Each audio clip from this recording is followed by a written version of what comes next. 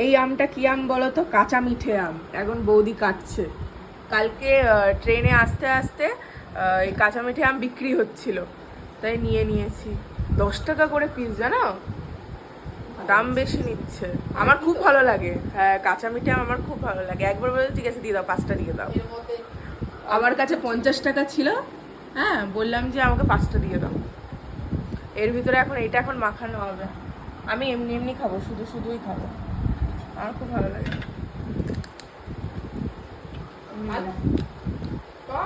টক না, না কাঁচা মিঠাই। মিষ্টি আছে, মিষ্টি আছে, টকের পরিমাণটা বেশি। আমাদের একটা গাছ। হ্যাঁ, তোমাদের বাড়িতে তো কত বড় লেবু গাছ রয়েছে। কালকে আবার খাবো গন্ধরাজ লেবু বাপের বাড়িতে। এখন এইটা মাখাবে। কিরে, লেবু পেয়েছিস? লেবু পাতা দেখি। এই যে কার গাছ থেকে দিলে? আমার একটা বন্ধুর কাছ থেকে। তাই?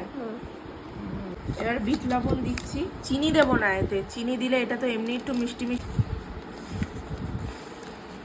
চাট মশলা না, চাট মশলা দেবো না। এই নুন আর ইয়ে হচ্ছে। কাসুন্দি হলে খুব ভালো হতো, কাসুন্দি নেই। একদিন কাঁচা আম মাখবো।